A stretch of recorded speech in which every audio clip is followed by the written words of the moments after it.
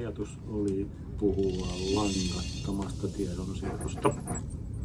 Joo. Se on aika lyhyt tarina IFM osalta, koska meillä ei niitä hirveästi ole. Langatonta tiedonsiirtoa nyt voisi ajatella, on esimerkiksi valomajakkahan nyt on langaton tiedonsiirto. Se lähettää valoa ja sitä voi sitten lukea langattomasti. Langatonta on myös RFID-lukujärjestelmä. Siellä päästään pariinkin metriin pidempiinkin, missä voidaan lukea ja kirjoittaa sitä RFID-tagia. Meillä on langatonta Bluetooth-adapteria IO-linkkiin laitettava. Siinä päästään kännykän appin kautta parametroimaan siis sitä anturia ja lukea mitä siellä tapahtuu, ja sillä pystyy myös äänittämään dataa. Meillä on IO-key. Anturin datan siirtämistä sitten johonkin muualle, vaikka toiselle puolelle maailmaa, niin siellä voidaan lukea sitten IO-keyn kautta, niin mitä siellä tapahtuu. Pitkä langaton ympäri. Se on pitkä. Mutta ehkä se, mitä yleensä kun puhutaan langattomista tuotteista, niin on langattomat anturit. Ja niitä IFM:llä ei ole kuin yksi vaihtoehto. Ja nämä on langattomia tärina-antureita. Miksi asiakkaat haluaa langatonta? Ei halua kytkeä sitä pirun kaapelia sinne sun tänne. Ei ole mahdollista kytkeä sitä. Ja se on nyt semmoinen hypetyssanakin, muun muassa tämä langattomuus. Niin. Mutta varmaan se helppouden ajattelu, ja että sinne ei voida kaapelia viedä, niin sitten jollain tavalla halutaan se esimerkiksi tarinatieto tai lämpötilatieto ulos. Niin siksi. Niin. Kyllä se siis pitkälti näin. Eli siis langallista värähtelyvalvontaa ja kunnonvalvontaa on tietysti suoritettu pitkään. Ja siinäkin IFM:llä on laaja valikoima tämä topikki, eli langattomat kunnonvalvonta, värähtelyanturit, niin tämä on kohtuullisen uusi.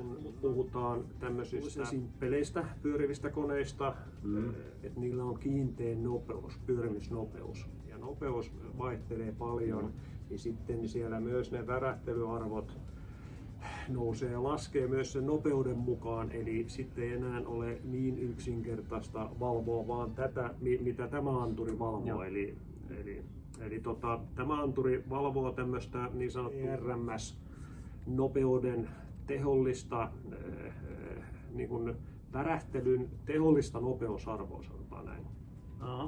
Millimetriä sekunnissa. Eli se on se värähtely, mikä myös kädellä tuntee, jos lyö käden päälle, moottori tärisee. Onko se sama kuin meillä siinä langallisessa on se, mikä lähettää milliamperiviestiä? Just näin. Eli sitä yhtä vaan dataa tulee ja ei mitään muuta. Ihan, kyllä. Ja se on oikeastaan värähtelypuolella se niin kuin mitattava arvo, mikä on myös standardissa määritelty. Tämmöinen ISO 10816 normi standardi määrittelee raja-arvoja sille eri kokoisille moottoreille, puhaltimille, pumpuille, että minkä kokoisia, ja siinä on muutama muu kriteeri, niin näkee myös ihan taulukkoarvoja, suositeltuja rajoja. Että se on, siinä mielessä se on hyvä valvottava asia, ja ehkä sitten toinen asia, mihin tällä kyllä niin kuin tähdätään, on vähän niin kuin Juha jo tuossa toi esille. Ensinnäkin paikat, minne on hankala. Siis on hankala tai pirun kallis ainakin tehdä se kaapelointi.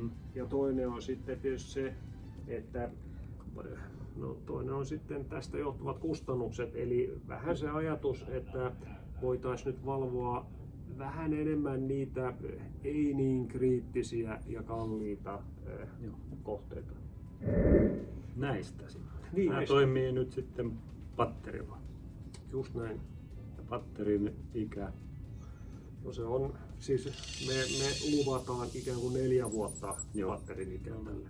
Se tarkoittaa sitä, tämä käyttää tämmöistä mesh-verkkoa, eli meillä on näitä antureita, mitkä siis asennetaan sinne valvottavaan kohteeseen, moottorin, pumpun, puhaltimen päälle tyypillisesti. Ja sitten meillä on tämmöinen gateway-yksikkö, tämän näköinen peli, mikä on se, mikä langattomasti sitten vastaanottaa näiden antureiden kerran tunnissa lähtökohtaisesti lähettämää mittausdataa. Ja Montas anturi tähän yhteen gatewayhin saadaan kiinni? voidaan ajatella näin, että jos tuo gateway on keskusyksikkö ja sitten meillä on verkko ympärillä antureita, niin suora yhteys gatewayltä anturille, niin niitä saa olla 14 samanaikaisesti. Se ei ole ihan sitten, se ei rajoitu 14 anturiin tässä mesh-verkossa, tässä langattomassa verkossa, vaan nämä voivat vielä jutella toinen toistensa läpi. Eli tästä se keskustelu meneekin näin. Just niin. Okay. Joo, eli se voi mennä Joo. Tuolta tonne ja tonne kyllä, ja tänne. just näin. Eli, ja niitä voi olla ikään kuin sarjassa sitä gatewayltä, jos ajattelee, Joo. voi olla 3 anturia Okei. sarjassa. Tämä on niin kuin maksimi. Paljon se on maksimietäisyys tästä? No, Tai yleensä mistä? voidaan sanoa, että varmaan tyypillisesti pyöritään 20-25 metrissä. Alright, eli, mutta siis kokonaisanturimäärä yhden tämmöisen gateway-purkin perässä on about 30.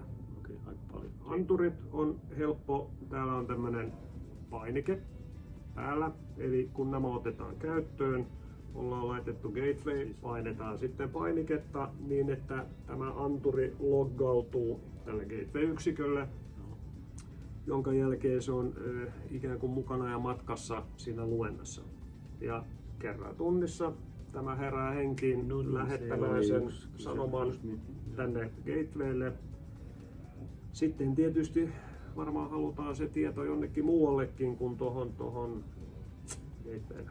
Kerran tunnissa on se luku. Kerran tunnissa on ja sillä se. säästetään sitä batteriaa. Joo. Eli siinä mielessä ehkä se nyt on vielä hyvä niin kuin sanoa uudemman kerran. Tämä ei ole niin sanottua niin kuin real-time dataa.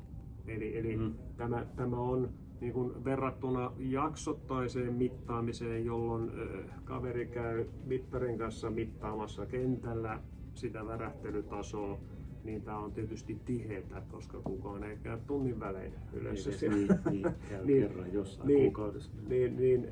Tästä saa helpommin tämmöistä trendidataa aikaiseksi ja voi päätellä, rupeako joku laite vikaantumaan. Mutta ei ole siinä mielessä niin kuin online niin kuin jatkuvasti käytössä olevaa dataa.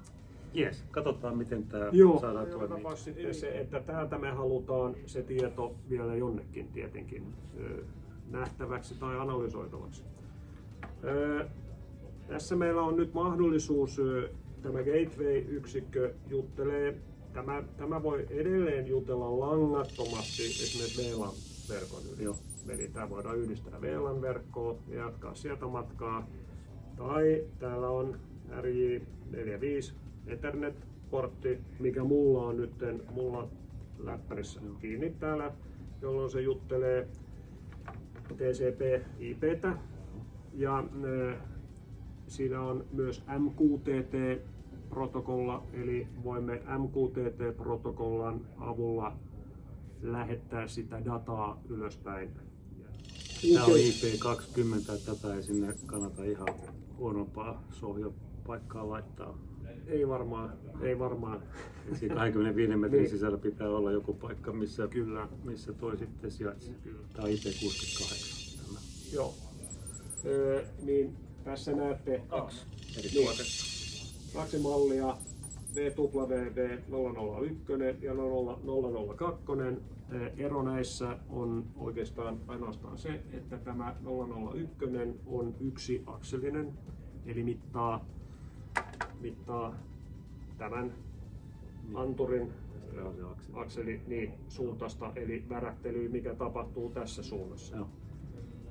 002 mittaa sitten 3 akselisesti. Ja sitten täällä on tämä gateway-yksikkö, tämmöinen ZB0929. IFM:llä on vahvoja magneetteja, saadaan hyvä magneettikiinnitys ja tämä sitten vaan runkoon tietenkin mahdollisimman tasaiseen paikkaan. Tuossa on vähän metallipintaa, jos uskallat siihen Joo, ei ole niin kuin tätä ei kannata tehdä, mutta siis jopa tähän ritille tämä nappaa aika iloisesti kiinni.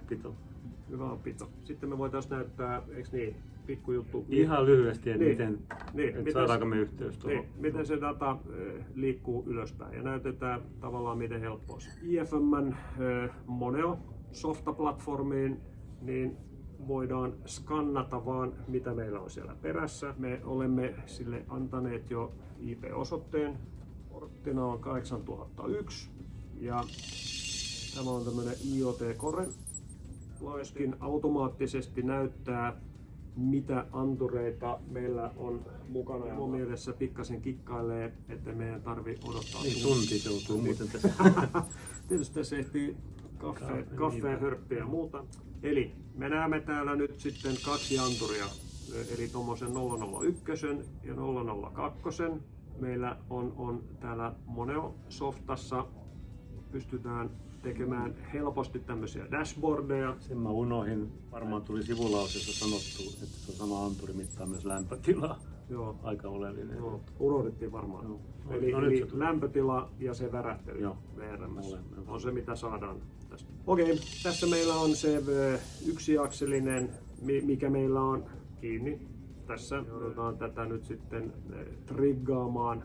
Se lähettää arvon heti. Täällä on tämmöinen on demand measurement. Nyt laitetaan täällä vähän pientä värähtelyä. Tämä vähän tärisee nyt tämä meidän demo tässä. Niin, nyt nähdäänkin jo, että nyt meillä on jo melkein 0,5 mm sekunnissa värähtelyä tässä. Mutta tästä datasta sitten pikkuhiljaa kertyy hyvää trendidataa ja ruvetaan helposti näkemään, rupeeko laite vikartua. Onko siellä epätasapainoa, laakerivikaa, jotain irti, voiteluongelmaa, mikä sekä lämmittää, eli rupeaa näkymään lämpötila. Lämpötilassa että värähtelyssä. Mutta tämmönen simppeli peli. Thank you. Kiitoksia. Langaton ei ole, että vaan että on niin langasta kyhätty vaatetta vaan. Niin, palkintona tässä sitten on niin Juhala IFM langaton oranssi pipo. Just niin. Niin Joo. just näin. No niin, innostamana tehdään jonkunlainen arvonta. Vastaa mulle jotain, esimerkiksi mikä tuon langattoman tuotteen tilauskoodi on. Ja palkintona ei ole langattomia oranssisia pipoja, vaan langattomia oranssisia mukeja tai alpakan villasta langallisia villasukkia. Vastaa mulle huhtikuun puolen välin mennessä, niin sitten arvotaan ja katsotaan. Moi!